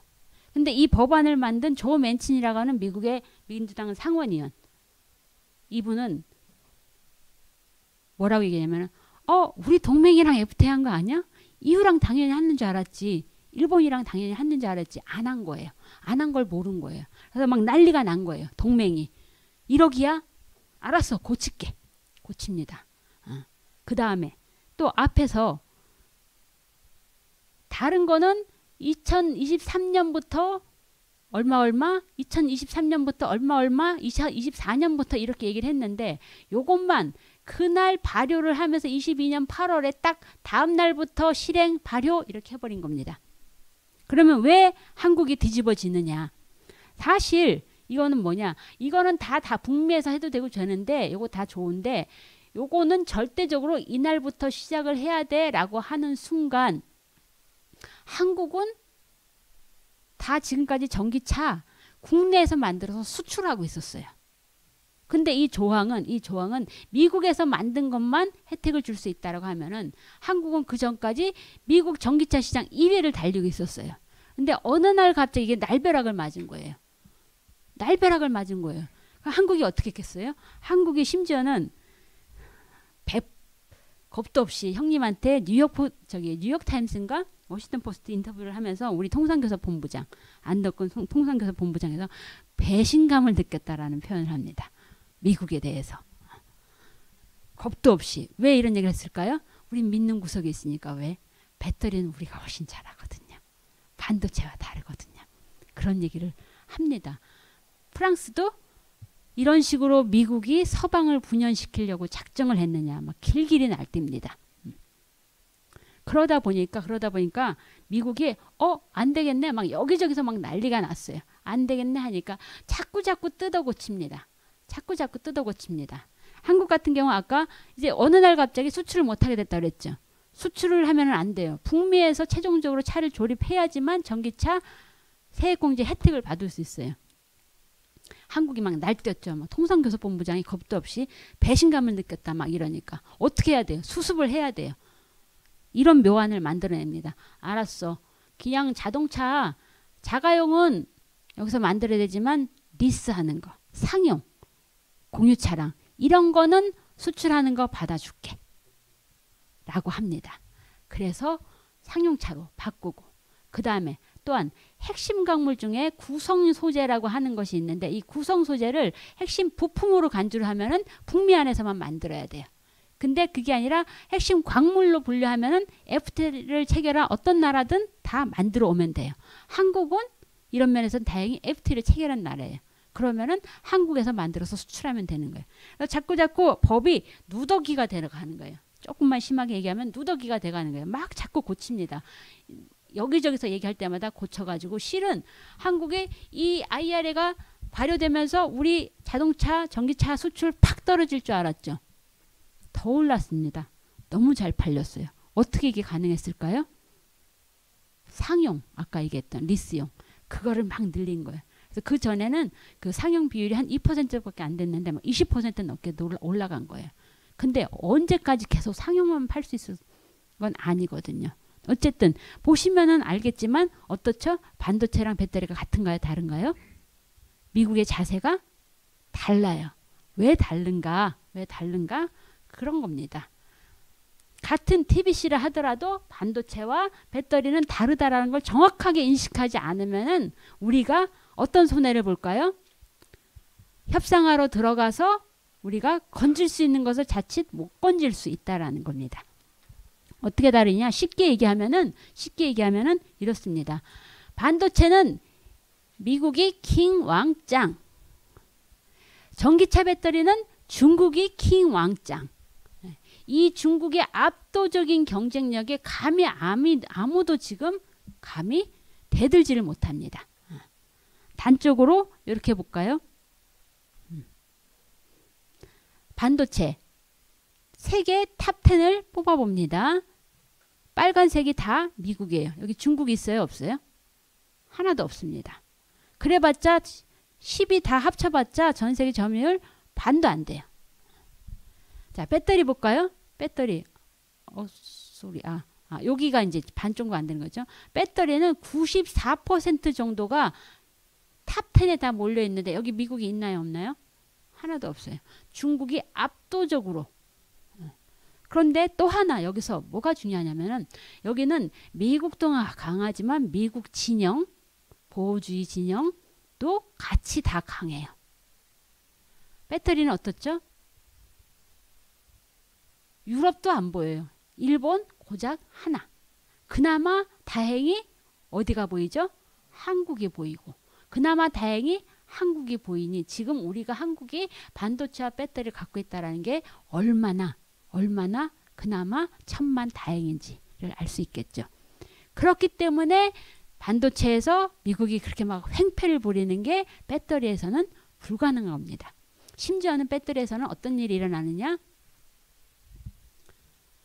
CATL 중국 세계 최대 전기차 배터리 업체입니다. 자, 미국의 자동차 산업, 전 세계 자동차 산업의 종주국이 미국이죠. 그 중에서도 미국을 대표하는 진짜 T모델이라고 하는 걸 만들면서 처음 대중용 자동차 자가용을 만들어낸 회사가 포드라는 회사입니다. 이 포드라는 회사가 세상에나 요 CATL이라는 중국이라는 회사랑 같이 합작을 해서 미국에서 미국에서 배터리를 생산을 하겠다고 합니다. 세상이 다 뒤집어졌어요. 왜? 어떻게 이게 가능하지? CATL 말고는 만들 수 있는 데가 그렇게 많지가 않아요. 특히 여기서 하는 건 LFP라고 하는 건데 IRA는 중국 업체를 배제를 하고 있습니다. 그런데 그 전제가 중국 업체가 와서 투자하는 거는 안 돼. 라고 하니까 이 포드하고 CATL이 어떻게 기발한 아이디어를 만들었냐면은 CATL은 한 푼도 투자를 안 합니다. 100% 포드가 투자를 하고 미국 내에서 CATL은 기술만, 장비만, 사람만 동원을 하겠다. 라고 합니다. 그러니까 미국에서 뒤집어졌어요. 사람들이. 말도 안 돼. 이걸 해야 돼 말아야 돼. 해야 될까요 말아야 될까요? 하지 말아야 되죠. 그럼 이걸 갖다가 그럼 바이든 정부는 지원을 해줄까요 안 해줄까요? 놀라운 사실은 바이든 정부가 지원을 해줬어요. 그래서 저는 신냉전 아니라고 얘기하는 겁니다. 어떻게 그걸 알 수 있느냐? 둘이 합작을 발표한 날 이걸 관리하는 에너지부 장관이 트위터에다가 엄지척을 날렸어요. 그리고 포드사는 그날 뭐라고 했냐면은 오늘에 이르기까지 우리를 전폭적으로 지원해준 백악관의 관계자들에게 감사한다라고 얘기를 했어요. 이거 뭐죠? 도와준 거예요. 어떻게 이런 일이 일어날 수 있을까? 반도체가 아니기 때문에. 배터리이기 때문에. 배터리는 미국이 이런 거예요. 형편없는 거예요. 붙들어야 돼요. 그래서 이런 일이 생기니까 민주당이 그냥 가만히 있고 아무 말도 안 하고 이러고 있는데 공화당에서 난리가 난 거예요. 민주당 내에서도 일부 강경파, 조 맨치 같은 사람은 말이 돼? 말도 안 돼. 있을 수 없는 일이야. 이거는 트로이의 목마야. 이거를 어떻게 받아들일 수가 있어. 결국은 무산됐습니다. 무산됐는데 공화당에서 팔 걷어붙이고 안 되겠다. 조사해야지. 조사하면 다 나올 거야. 조사 들어갔습니다. 조사를 들어가면서 공화당에서 재밌는 얘기를 합니다. 뭐라고 했냐면 포드에다 대고 너 CATL이랑 그동안에 이메일 왔다 갔다 한 거 다 갖고 와봐. 근데 그 다음에 하는 얘기가 너 백악관이랑 그동안 이메일 했던 거 다 갖고 와봐. 뭐죠? 얘네들 뭔가 이상해. 있었을 거야. 실제 지원을 해준 겁니다. 미국이. 뭘 의미하느냐? 자기네들은 약하기 때문에 당장은 어쩔 수 없어. 미국이 이거 자본 안 받고 그냥 기술만 갖고 오는 거니까 받아서라도 커야지 라는 생각을 하고 있다는 겁니다. 거듭 제가 말씀드리고 싶은 것은 세상이 이렇다라는 것을 정확하게 이해할 필요가 있다라는 겁니다. 자, 요것도 한번 볼까요? 반도체하고 배터리가 어떻게 다른지. 반도체의 경우는 지금 이제 1년 정도 지나면서 많은 사람들이 뭐 이런저런 얘기를 하고 있는데 반도체 관련된 투자가 엄청나게 많이 일어난다라고 미국에서 이제 막 강조는 하고 있는데 반도체 과학법 통해서 보면은 대부분 장비나 소재가 아니라 자기네들이 약한 반도체 생산, 신규 팹, 패브리케이션 공장을 얘기합니다. 팹 만드는 겁니다. 제조를 키우겠다라는 거고요. 그리고 여기서 잠깐만요. 그런데 IRA 같은 경우는 보면은 IRA도 많이 투자를 하고 있긴 합니다. 여러 나라들이 많이 투자를 하고 있는데 재밌는 거를 한번 좀 말씀을 드려보겠습니다. 반도체는 아까 사실은 여기 요 표에서는 안 나와 있는데 반도체는 한국이 투자하는 게 별로 없어요. 여기 보면은 기껏해야 삼성 전자하고 SK 하이닉스 뭐 요 정도입니다. 잘 안 보여요. 그리고 대부분 미국 업체예요. 그런데 자 그러면 배터리는 어떨까요? 배터리는 여기 보시면은 미국이 지금까지 한 1년 동안 투자한 거 보니까 미국 비중이 38, 한국이 27. 미국 업체 빼고는 해외 업체 중에선 한국이 압도적으로 많이 투자를 하고 있다는 겁니다. 그만큼 한국의 경쟁력이 크다라는 거죠. 크다라는 거. 그 다음에 또 하나 여기서 주목해서 봐야 되는 거는 보시죠. 중국도 100% 배제되는 게 아니라는 거. 그리고 실은 중국은 여기서 네덜란드 아래에 돼 있고 아주 비중이 적어요. 이것만 놓고 봤을 땐 표면적으로 오케이. 미국의 우방이 많이 모여 있네. 정말로 보호주의 진영하고 TBC네 라고 말할 수 있겠지만 보호주의 진영화는 맞지만 아직까지 이걸 TBC라고 말하기는 어려운 게 뭐냐면 실은 여기에 있는 거의 대부분이 핵심 광물을 최종적으로 재련하는 건 다 어디에 의존하고 있다? 중국에 의존하고 있어요. 그걸 당분간 끊어낼 수가 없어요. 그게 현실입니다. 당분간 끊어낼 수가 없습니다. 예? 탭? 패브리케이션. 공장입니다. 공장. 공장을 반도체에서는 팹이라고 얘기를 합니다. 평택에 팹이 몇 개다 뭐 이렇게 얘기를 하죠. 예. 자, 잠깐 이제 미국 조금 시선 끊고 러시아를 한번 볼까요? 저는 왜 러시아에 관심을 갖나? 러시아에서 지금 보여주고 있는 모습은 솔까말 이게 3차 대전이라고 저는 봐요. 왜일까? 지금은 다 핵을 갖고 있기 때문에 과거처럼 본격적으로 서로 전면전을 할 수는 없어요. 그러면 다 공멸이기 때문에. 어떻게 하죠? 어떻게 할까요? 지금 우크라이나 단독으로 싸웠다면 지금까지 우크라이나가 버틸 수 있었을까요? 불가능하죠. 그 뒤에 누가 있죠? 미국이 있고 유럽이 있고 나토가 있고 실은 한국도 관여하고 있고요. 그런 상황입니다. 그리고 또 하나. 우리가 전쟁을 한다라고 했을 때는 일단 표면적으로 보여지는 모습은 지금 뭐 탱크 동원하고 뭐 드론 동원하고 싸우는 거죠. 근데 냉정히 지금 우크라이나에서 보여지는 모습은 현대전 내지는 미래전의 모든 것들을 다 갖추고 있습니다. 어떤 거냐? 그런 전면전만 있지 않습니다. 사이버전도 치열하게 하고 있습니다. 정보심리전도 하고 있고 외교전. 우습게 들릴지 모르지만 푸틴은 자기 자신이 지금 우크라이나 침공한 게 국제법적으로 하등 문제가 없다는 걸 많이 얘기를 강조를 합니다. 또 하나 가장 주목해야 될 부분 바로 경제전쟁입니다. 전면전을 본격적으로 할 수가 없어요. 사실 이거는 사실상 3차 대전이라고 보는 이유가 우크라이나 뒤에는 서방이 있고 러시아 뒤에는 다른 플러스 알파가 있고 그러나 본격적으로 예전처럼 2차 대전처럼 싸울 수 없기 때문에 가장 치열하게 싸우는 데가 어디다? 지금 이 경제전입니다. 이게 뭘까요? 바로 경제 제재입니다. 러시아에 대한 경제 제재. 그러나 지금까지 경제 제재는 사실 별로 성공을 거두지 못했습니다. 왜냐하면은 경제 제재 해봤자 마찬가지로 상호전성이 워낙 고도화되어 있기 때문에 다른 나라 통해서 충분히 우회해서 들어갈 수 있거든요. 그래서 별로 효과를 많이 못 보고는 있습니다. 그러면 지금 서방이 러시아에 대해서 경제 제재하는 것은 그걸 통해서 전쟁을 중단시키겠다, 그건 안 된다는 건 다 알고 있습니다. 사실 그거는 경제 갖고는 안 되고 군사력이 좌지우지하는 거죠. 그러면은 지금 서방이 노리는 것은 러시아의 전쟁 비용을 늘리겠다. 전쟁 능력을 억제하겠다라는 것을 목표로 상정을 하고 있습니다. 그런데 문제는 아까 보호주의가 진영화되고 있다라고 얘기했죠. 러시아가 절대적으로 지금 의존하고 있는 중국이 어떻게 어느 만큼 도와주느냐가 관건이 될 거라고 봅니다. 러시아는 크게 중국에 절대적으로 의존하고 있습니다. 러시아의 수출 수입 1위가 다 중국입니다. 그럼 그 밑에는 뭐냐? 나머지는 다 서방입니다. 그래서 점점 서방이 경제 제재를 세게 하면 할수록 러시아의 중국에 대한 의존도는 커질 수밖에 없습니다. 그런 가운데 제가 보기에는 대러 경제 제재를 매개로 보호주의가 더 진영화되고 TBC 구축이 더 가속되는 것 같다. 근데 실제로는 생각보다 훨씬 더 복잡한 양상으로 흘러가고 있다라는 겁니다.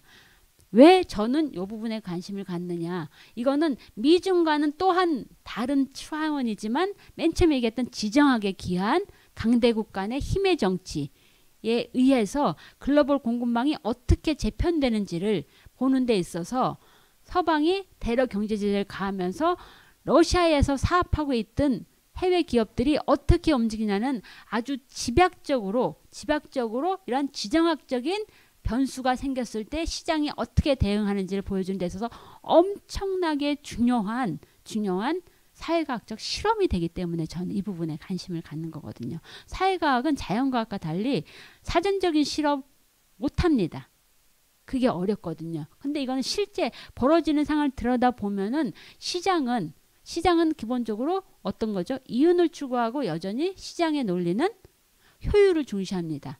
그런 효율을 중시하는 기업이 시장이 이런 외교 안보적인 충격이 가해졌을 때 어떻게 반응하는지를 보는 데 있어서 너무너무 중요한 실험 대상이 될 수 있다라고 저는 보는 거거든요. 이렇게 해서 한번 보니까 자 먼저 왜 제가 신냉전이 아니라고 얘기하느냐? 이것만 봐도 벌써 이거는 보호주의 진영화 정도다라고 말씀드릴 수 있는 거죠. 대러 경제 제재 하자 하면서 유엔에서 막 안보리 생기고 막 여러 사람들 긴급 회의 열고 했지만 결국은 가만 보니까 사실 이거는 제가 그때 전쟁 터지고 나서 조금 안 있어서 한국경제신문에 하면서 이 인포그래픽을 이렇게 좀 그려달라고 부탁을 했습니다. 신문사에. 뭐냐? 딱 보면은 지도를 펼쳐놓고 보면은 도와주는 나라, 안 도와주는 나라, 왜 그런지 이유가 분명히 드러납니다. 파란색은 참여한 나라입니다. 경제 제재에. 나머지는 그렇지 않은 거죠. 파란색이 어떤 나라죠? 러시아의 바로 코앞에 안보 위기를 실제적으로 절감할 수밖에 없는, 그래서 뛰어들 수밖에 없는 남의 일이 아닌 겁니다. 이거는 가치 이념의 문제가 아니에요. 생존의 문제예요. 그래서 지금 독일도 그렇고 유럽의 대부분의 나라들이 지금 엄청나게 군사비 지출을 늘리고 있어요. 그 반사에 이걸 톡톡히 보는 나라가 어디일까요? 한국입니다. 한국입니다. 이런 상황이거든요.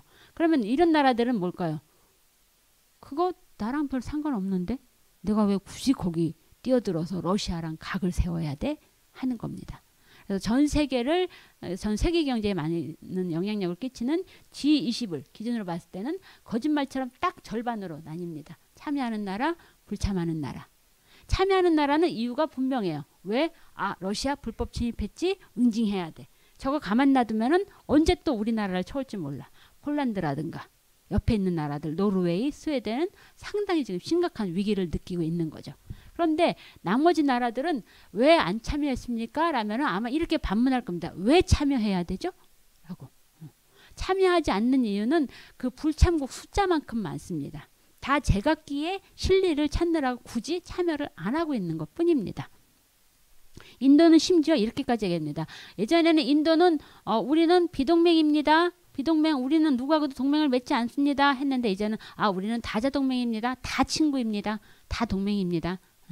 라는 식으로 얘기를 하면서 안 들어가고 있습니다. 안 들어가고 있습니다. 그 정도가 아니라 심지어 인도란 나라는, 중국이란 나라는 러시아, 원유, 가스 다른 나라에서 안 사가면서 가격이 떨어졌을 때 줍줍 해갑니다. DC한 가격으로. 폭탄 세일할 때 마구마구 사가는 겁니다. 그런 인도를 보는 미국의 심정은 어떨까요? 열받죠. 그렇다고 세게 하면은 인도가 어디로 돌아갈까요? 러시아에. 어떻게 해요? 어떻게 해요? 중국보다 이제 인구가 올해부터 많아졌는데 우리 힘을 키우려면 저출생 문제 해결해야 되나요? 이런 상황입니다. 이런 상황입니다. 자, 그래서 이제 본격적으로 제가 뭘 하고 있는지 한번 말씀을 드려보겠습니다. 러시아에서 전쟁이 딱 터지자마자 먼저 여기 SOM이라는 게 이제 예일대학의 경영대학입니다. KSA는 키우 경제대학이라는 데서 만드는 데이터베이스고요. 요거는 이제 논문입니다. 이분해하고 그 피산이라고 하는 사람이 쓴 논문이고, 이거는 러시아에서 운영하는 러시아 브리핑이라는 사이트입니다. 이게 뭐냐면은 먼저 예일대학의 손넨펠드라고 하는 교수가 있는데, 이 사람은 교수라기보다는 이제 운동하는 사람입니다. 캠페인하는 사람입니다. 러시아에서 전쟁이 터졌는데 서방 기업들이 안 나오고 있어? 너 결국은 그러면 러시아 전쟁 비용 대주는 거야. 빨리 나와. 를 압박하기 위해서 요 사이트를 만들어서 아직도 거기서 땅 파면서 계속 사업하는 나라는 얼마나 되는지, 기업은 얼마나 되는지, 아니면은 그냥 짱 보면서 분위기 보면서도 계속 신규 투자 유보만 하고 있는 나라는 얼마나 있는지, 나가지는 않고 그냥 사업만 축소하는 기업은 어떻고, 그다음에 사업 중단하고 철수하는 기업은 어떤지 이걸 쫙 조사를 합니다. 근데 이 사이트에서는 철수한 기업이 33.7%라고 나옵니다. 엄청 높아 보이죠.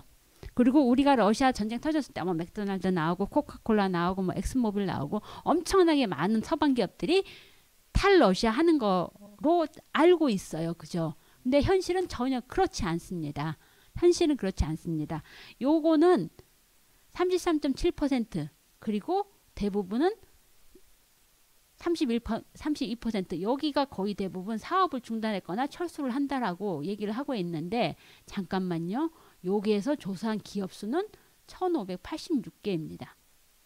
근데 키우 대학에서 조사하는 건 이거보다 훨씬 많아요. 요거의 40%밖에 안 됩니다. 그리고 미국보다는 키우 대학 바로 옆 나라에서 지금 전쟁이 벌어지고 있는 나라에서 조사하는 게 훨씬 더 정확도는 높죠. 거기서 조사한 바에 따르면은 죄송하지만 철수 완료는 8%밖에 안 됩니다. 안 나가고 있다라는 거예요. 그러면은 반대로 이렇게 생각해 볼 수 있습니다. 왜 나가야 돼? 전쟁이 언제 끝날지도 모르는데 엄청나게 돈을 투자해서 거기서 사업을 했는데 그 모든 걸 다 털고 나오는 순간 끝나는 건데 나가야 돼? 기업은 그렇게 쉽게 생각하지 못한다라는 겁니다. 고용도 있고 들어간 돈이 있기 때문에. 그래서 실은 이게 더 현실에 가깝습니다. 철수 완료. 단 철수 완료는 완전히 털고 나온 거고 사업 중단하고 지금 철수 과정에 있는 것들도 높습니다. 그러나 사업 유지가 여전히 41%라는 거를 봤을 때는 우리가 통념상 알고 있는 러시아 전쟁 터졌네. 역시 러시아 나쁜 놈이다. 응징해야지. 기업까지 다 나가는 건 결코 아니다. 라는 부분을 우리가 유념할 필요가 있다라는 겁니다. 또 하나 보시면은 보여주기 싫은가?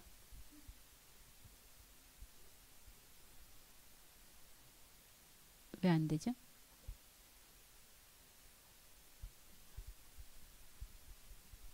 또 하나 보시면은 업종별로 됐습니다. 예. 계속 되는 건가 이제? 넘겨주셔야 될 것 같네. 잠깐만요. 국가별로 한번 봤을 때는 어떨까? 스테이는 사업 유지하는 거, 웨이트는 조금 기다리고 있는 거, 리브는 지금 떠나려고 하고 있는 거, 엑시티드는 완전히 철수한 겁니다. 이렇게 놓고 봤을 때 미안하지만 자 볼까요? 미국, 독일 얼마나 되나요? 떠난 나라보다 남아있는 나라가 훨씬 많습니다. 미안하지만 일본 볼까요? 일본 철수한 기업 8개밖에 안 되고 거의 대부분 지금 사업을 그대로 하고 있습니다. 미안하지만 한국 볼까요? 한국 철수한 기업 빵입니다. 그래서 마치 전쟁에 나와서 가치 이념을 생각하면서 모두가 다 떠날 것처럼 생각하지만 현실은 전혀 그렇지 않다라는 겁니다. 더 재밌는 사실은 그 프랑스 볼까요? 프랑스도 그래도 독일은 34개 기업이라도 되는데 프랑스는 안 나가고 있습니다. 또 하나 제가 보호주의 진영화를 확인할 수밖에 없는 거 뭐가 있을까요? 차이나 압도적으로 나가면 나야 고맙지 뭐.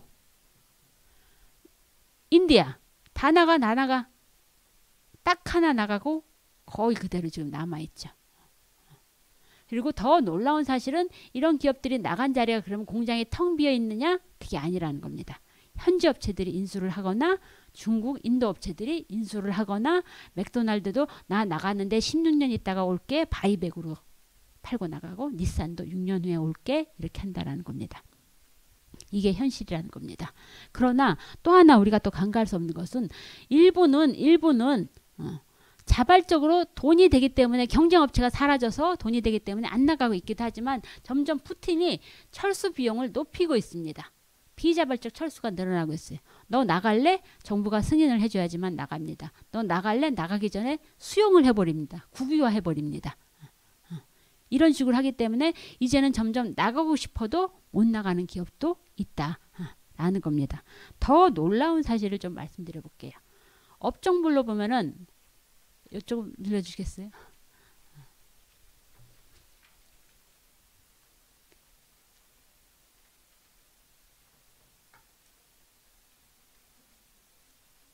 예, 업종별로 한번 볼게요.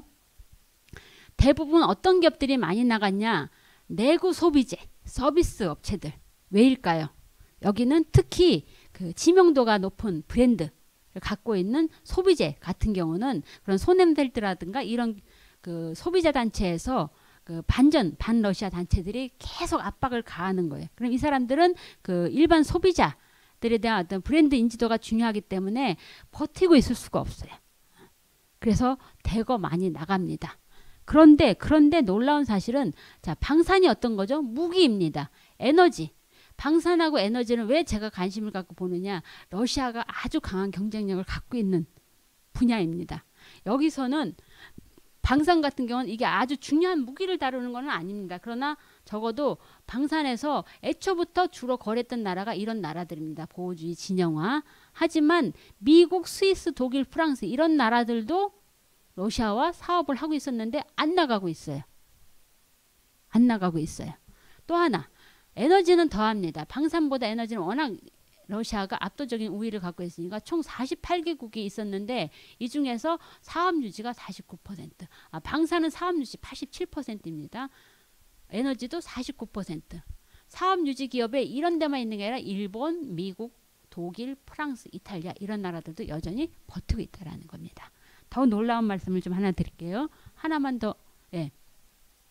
그린피스라고 들어보신 적 있나요? 국제 그 환경 단체가 프랑스의 오라노라고 하는 기업이 있습니다. 국영기업 오라노입니다. 너 빨리 러시아에서 나가.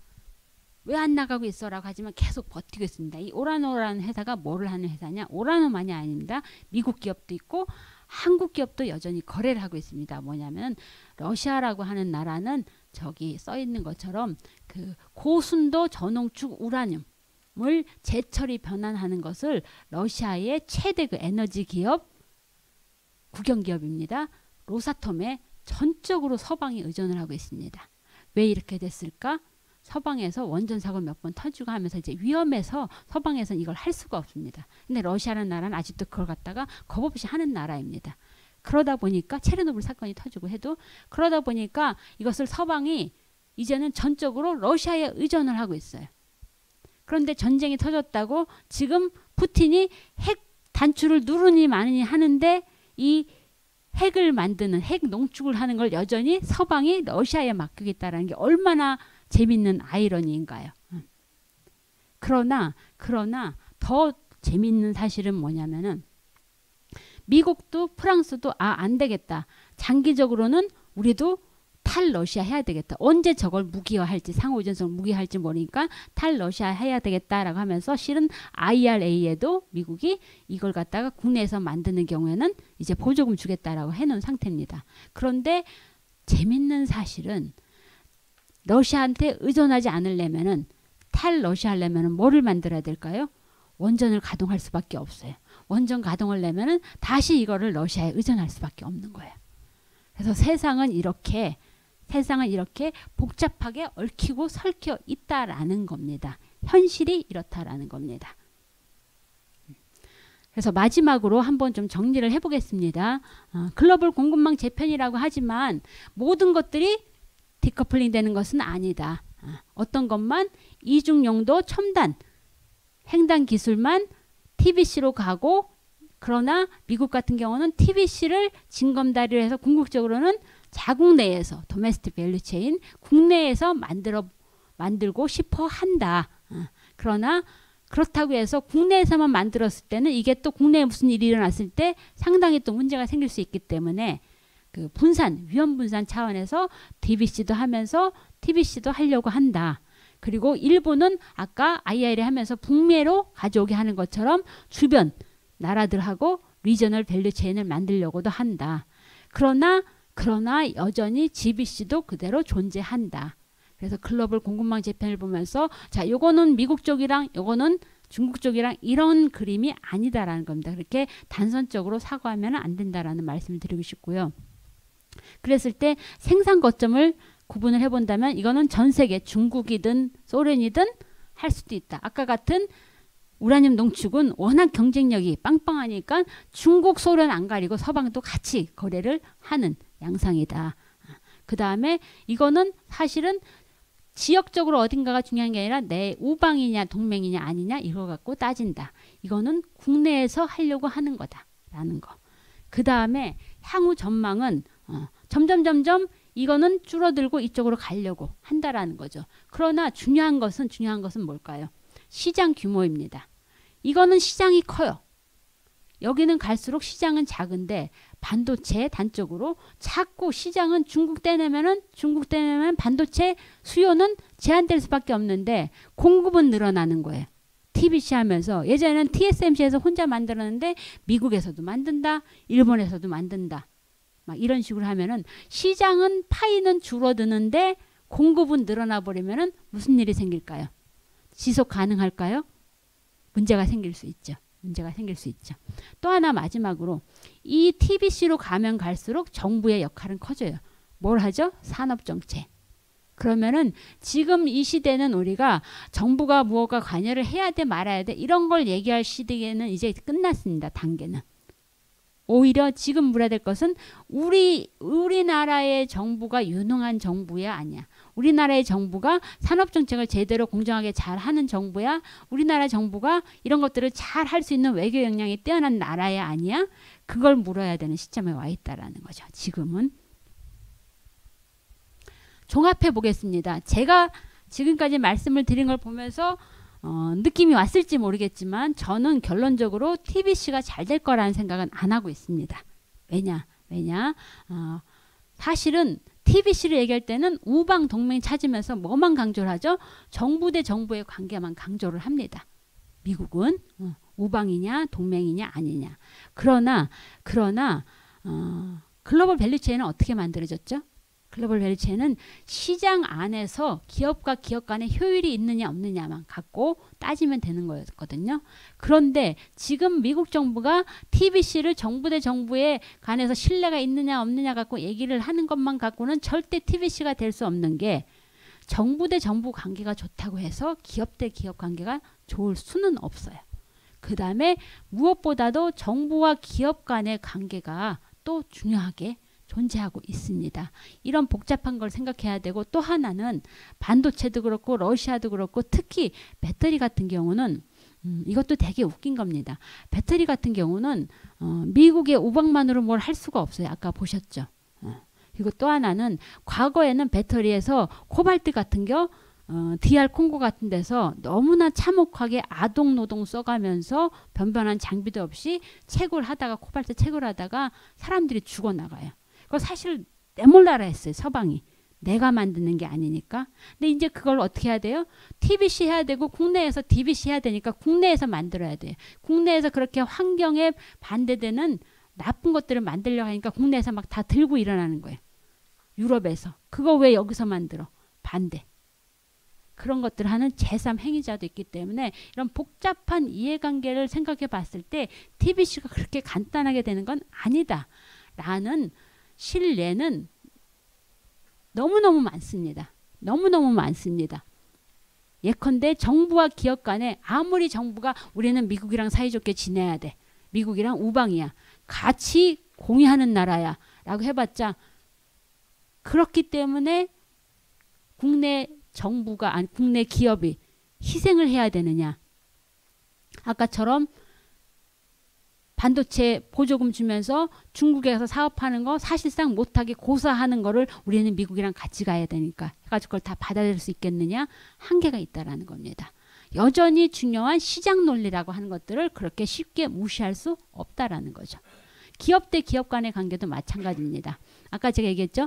한국을 키워줬던 미국이 이제는 일본의 반도체를 키워주려고 한다. 라고 하면서 일본에서 첨단 반도체를 만드는 라피더스라는 기업을 만들려고 합니다. 만들었습니다. 그거에다가 미국이 IBM을 붙여줍니다. 잘해봐. 미국 정부가 미국 기업 IBM을 2나노 만들 수 있도록 일본 정부랑 도와주라고 보냅니다. 그런데 뒤에서 다른 나라 기업이 아닌 미국 기업 글로벌 파운드리라는 기업이 잠깐만 IBM 너 어디 가니? 너 옛날에 나랑 같이 사업할 때 내 영업비밀 그거 갖고 지금 일본에 가겠다고 가긴 어딜 가? 제소를 합니다. 이것이 의미하는 말은 뭘까요?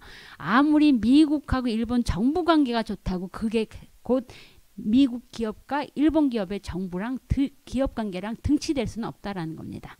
그래서 이렇게 복잡한 얘기는 너무 많아요. 너무 많아. 저는 이런 케이스를 수집하고 있습니다. 그렇기 때문에 쉽게 되지 않을 거다라고 저는 생각을 합니다. 쉽진 않지만 미국의 방향성은 분명하다. 그리 가려고 한다.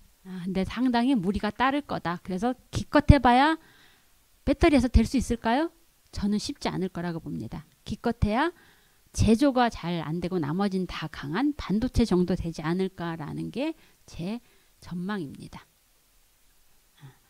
그리고 아까 말씀드린 것처럼 사실 모든 것들에서 디커플링이 일어나는 것은 아니다. 일반 제조품은 오히려 미중간에 조금씩 올라가고 있는데 반도체 장비 뚝 떨어지죠. 이런 것들. 그래서 품목마다 또 다르다라는 것들도 말씀드리고 싶고요.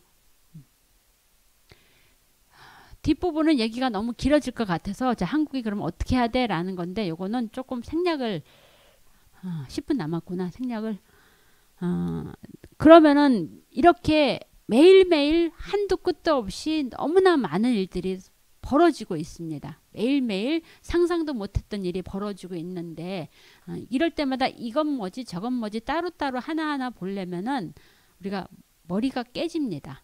그리고 지금 중요한 건 그 매일매일 터져나가는 다양한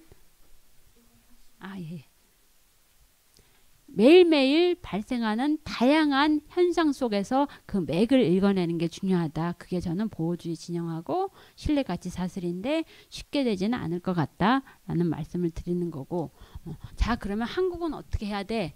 라고 했을 때 한국은 우리가 이런 일이 발생할 때마다 따로따로 이례적으로 단편적으로 대응할 게 아니라 조금 나름의 기본 방향성 원칙은 좀 가져야 되는 거 아닌가라는 생각을 합니다. 그게 뭐냐면은 그래 되게 낯설고 이상하게 들릴지 모르지만 우리의 국익은 뭐야? 우리가 막 헷갈리고 이거 해야 돼 말아야 돼 라는 생각이 들 때 우리의 국익에 반하는지 아닌지 한번 생각해 보자 라는 차원에서 우리는 누구인가? 우리나라는 어떤 나라인가? 정체성에서 출발하면서 우리의 국익이라는 걸 한번 정리를 해보자 라고 했을 때는 어떤 얘기가 나올까 이런 겁니다. 경영학에서 많이 쓰는 기법입니다. 강점, 약점, 기회, 위협으로 구분해서 SWOT 수엇 분석이라고 합니다. 한국이란 나라는 어떤 나라일까? 한국은 간단하게 말하면 제조 강국입니다. 제조 강국. 그리고 한국은 미국이나 다른 전통 서방과는 달리 개도국이 봤을 때는 우리도 좀만 분발하면은 따라갈 수 있을 만한 나라. 제가 이제 기회가 있을 때마다 그 예를 많이 드는데 마다가스카르라는 나라 혹시 아시나요? 네. 섬은 되게 큰 나라예요. 거기에 실제 이제 거기서 3년 동안 대사를 근무했던 제가 외교부에서 이제 잠깐 일을 할 때 국립외교원 들었던 게 되게 인상적이었습니다. 뭐냐면은 사실 한국에서 마다가스카르 솔직히 별로 관심을 안 가지잖아요. 어디에 있는지도 잘 모르잖아요. 근데 이분이 대사로 발령이 나서 마다가스카르에 딱 도착을 했습니다. 공항에 도착을 했는데 카메라 플래시가 막 사방에서 터지는 거예요. 누구 한류 스타 왔나? 돌아보니까 없는 거예요. 자기를 취재하러 온 거예요. 깜짝 놀란 거예요. 아니 왜 나를? 내 막 갑자기 마이크 들이대면서 이 나라에 대해서 어떻게 생각하십니까? 막 물어보는 거야. 당황스럽죠? 근데 가서 보니까 정말 못 살더라는 거예요. 정말 너무너무 찢어지게 가난한 나라고 여전히 내전이 계속 터지고 정정 불안하고. 근데 그럴 때마다 괴롭게 자기한테 와서 물어보는 거예요. 야, 한국 너는 어떻게 생각하니? 이 상황에 대해서 우리가 어떻게 해야 될까? 왜 나한테 물어봐? 괴롭죠. 본부에 전문을 칩니다. 이렇게 물어보는데 뭐라고 답할까요? 대충 알아서 해. 그냥 아름다운 얘기해. 얘기를 합니다. 근데 가만 보니까 왜 미국이 안 물어보고 왜 영국이 안 물어보고 이 나라는 프랑스 식민지였고 영국 식민지였나 그랬어요. 그래서 자기 나라를 그렇게 침탈하고 괴롭혔던 나라가 우리가 내전이 있다고 해서 민주주의 운운하고 뭐 가치 인권 운운하니까 얼마나 가소롭겠어요. 그런데 한국이란 나라는 다른 거예요. 가만 보니까 한국은 전쟁의 폐허 속에서 딛고 일어섰고 산업화 겪었고 민주화 겪었고 정부화 겪었고 이제는 그 팬시한 멋있어 보이는 한류, 케이팝 거기도 케이팝의 영향이 엄청나게 영향이 크다고 합니다. 그런 나라이기 때문에 저 서방은 미국이니 뭐 독일이니 이런 나라들은 위선적이고 가증스럽기도 하지만 너무 멀리 있는 나라예요. 원로부터 모태 부자인 거예요. 근데 한국은 가난했는데 나랑 동급인 것 같은데 저렇게 잘 사는 거 보니까 우리도 뭔가 저렇게 갈 수 있지 않을까라는 꿈이, 희망이 생기는 나라이거든요. 이거를 우리가 잘 만들어 가야 됩니다. 저는 그런 차원에서 실은 제가 방산에 관심이 많습니다. 무기. 근데 제가 얘기하는 거는 뭐냐면은 한국이란 나라는 말입니다. 되게 묘한 나라예요. 분단 현실로 한국은 끊임없이 무기를 만들어야만 했어요. 지금도 무기를 만들어요. 그런데 우크라이나에서 전쟁이 터졌어요. 폴란드 바로 옆에 있는 나라 불안하죠. 사방을 둘러봅니다. 빨리 무기를 사와야 되는데 주위에는 아무도 없어요. 왜요? 2차 대전 이후에 전 세계 특히 유럽은 너무나 오랫동안 평화가 지속됐기 때문에 누구도 재래 무기를 만들 필요가 없었어요. 그런데 우리는 계속 만들어서 했어요. 그리고 한국은 날씨가 한겨울에는 엄청 춥고 낮에는 또 여름에는 많이 덥고 그래서 혹한에도 견딜 수 있는 고성능 무기를 싸게 만들 수 있어요. 왜 싸게 만들 수 있을까요? 한국은 제조업이 발달했기 때문에. 무기를 만들려면은 철강, 조선, 화학, IT 그 모든 것들이 다 발달해야 돼요. 그런데 분단국이라서 무기를 만들고 있었어요. 그런데 이런 나라가 그렇게 마다가스카르라든가 몽골 같은 나라가 우리나라를 봤을 때는 정말로 멋진 나라예요. 선진국이에요. 근데 이런 나라가 다른 나라에서 시위하는데 체류탄 팔고 있어요. 미얀마에서 그 군부정권 쿠데타 일어나가지고 그에 대해서 국민들이 항의하면서 시위하는데 한국에서 판 체류탄으로 막 펑펑 쏘고 있어요. 거기에 시위에 반대하는 학생들은 소녀시대의 노래를 부르면서 싸우고 있어요. 이런 모순된 상황을 우리가 계속 가져가는 게 맞는가? 저는 아니라고 보거든요. 그런 차원에서 우리가 한국이 갖고 있는 이런 강점, 연성국력, 우리가 갖고 있는 방산 역량 이걸 어떻게 결합시켜야 하는가에 대한 고민이 이제는 필요하다고 생각을 합니다. 기회 있을 때마다 저는 그런 얘기를 하거든요. 단 우리나라는 또 자원 없어요. 기초기술 약하고 중국에 너무 과하게 의존하고 외교 역량 많이 낮고 이런 상황이거든요. 그렇다 했을 때 앞으로 어떻게 해야지? 그러면 저 강점을 최대화하기 위해서 뭘 해야 돼 했을 때 잠깐만요. 지금 우리는 미중 경쟁이 심화되고 있는 거 위협이라고 보고 있습니다. 어딘가에 양자택일을 해야 되고 미국한테 버림받지는 않을까.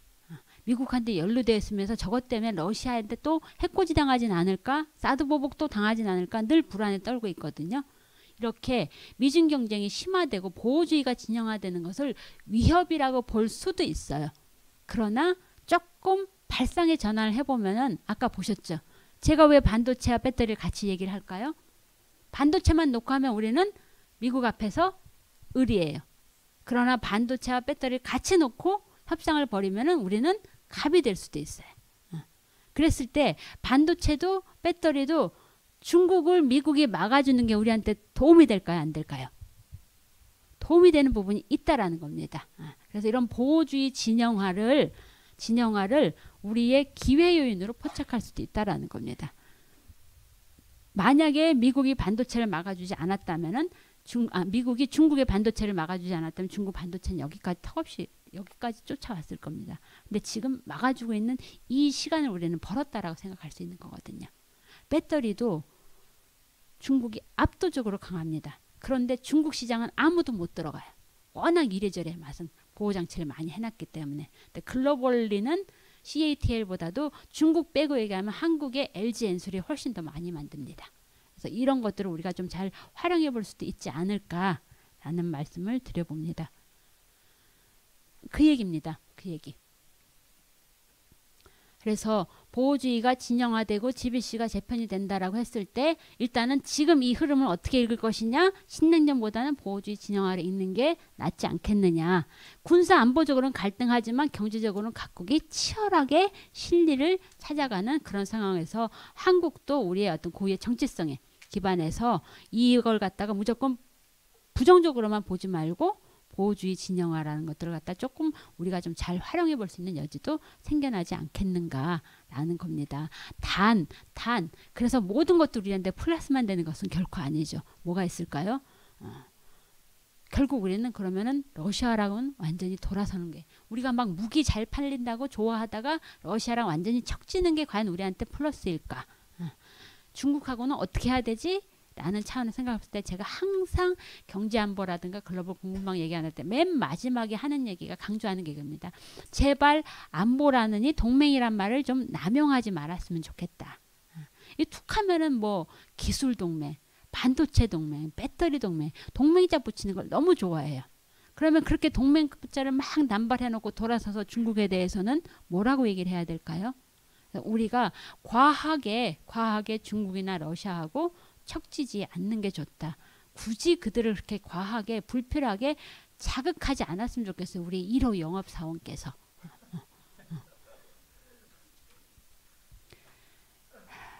그리고 또 하나 정말 중요하게 강조해야 될 것들은 뭐냐.